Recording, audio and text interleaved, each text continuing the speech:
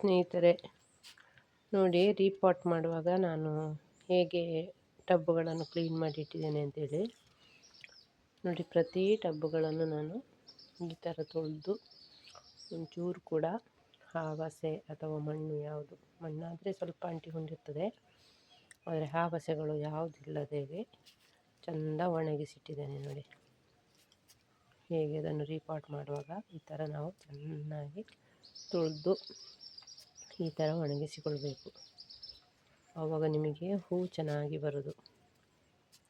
ಪ್ರತಿಯೊಂದು ಟಬ್ಬುಗಳನ್ನು ನಾನು ಒಣಗಿಸಿ ಇಟ್ಟಿದ್ದೇನೆ ನೋಡಿ. ಇದರಲ್ಲಿ ಇನ್ನೂ ರೀಪಾಟ್ ಮಾಡಲಿಕ್ಕುಂಟು. ಆಗ ಗೆಡ್ಡೆಗಳನ್ನು ತೆಗಿಲಿಕ್ಕುಂಟು. ಗೆಡ್ಡೆಗಳು ತೆಗೆಯುವಾಗ ಗೆಡ್ಡೆಗಳು ಸುಮಾರು ಸಿಗ್ತದೆ. ಆವಾಗ ನಿಮಗೆ ಬೇಕಾದರೆ ನಾನು ಕಾಂಟ್ಯಾಕ್ಟ್ ನಂಬರ್ ಹಾಕ್ತೇನೆ, ಅದಕ್ಕೆ ಫೋನ್ ಮಾಡಿ. ಪ್ರತಿಯೊಂದರ ಗೆಡ್ಡೆಗಳ ಹೆಸರುಗಳನ್ನು ನಾನು ಬರಿತೇನೆ. ಅದರಲ್ಲಿ ಯಾವುದು ನಿಮಗೆ ಬೇಕೋ ಅದನ್ನು ಸೆಲೆಕ್ಟ್ ಮಾಡಿ ಆರ್ಡ್ರ್ ಮಾಡಿದರೆ ಆಯಿತು. ಗೆಡ್ಡೆಗಳಿಗೆ ಖಾಲಿ 100 ರೂಪಾಯಿ 200 ರೂಪಾಯಿ ಮಾತ್ರ ಸೇಲ್ ಮಾಡ್ತಾಯಿದ್ದೇನೆ.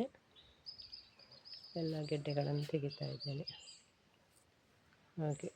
ಓಕೆ ಫ್ರೆಂಡ್ಸ್, ಇದೇ ಥರ ನೀವು ಕೂಡ ರೀಪಾಟ್ ಮಾಡುವಾಗ ಟಬ್ಬುಗಳನ್ನು ಈ ಥರ ಚೆನ್ನಾಗಿ ಬ್ರಷ್ ಅಥವಾ ಸ್ಟೀಲ್ ಹೂಲು ಇಂಥದ್ರಲ್ಲಿ ಚೆನ್ನಾಗಿ ತೊಳೆದು ಕ್ಲೀನ್ ಮಾಡಿ ಇಟ್ಟುಕೊಂಡು ಮತ್ತೆ ವಾಪಸ್ ರೀಪಾಟ್ ಮಾಡಿ. ಹೊಸ ಮಣ್ಣನ್ನು ಹಾಕ್ಬೋದು. ಹಳೆ ಮಣ್ಣು ಇದ್ದರೆ ಚೆನ್ನಾಗಿದ್ದರೆ ಹಳೆ ಮಣ್ಣನ್ನು ಹಾಕ್ಬೋದು.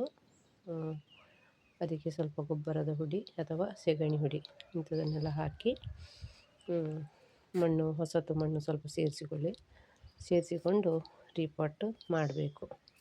ನಾನು ರೀಪಾಟ್ ಮಾಡುವಾಗ ಯಾವ ಥರ ನೆಡೋದು ತಿಳ್ಕೊಂಡು ನಿಮಗೆ ವಾಪಸ್ ವೀಡಿಯೋ ಮಾಡಿ ಹಾಕ್ತೇನೆ.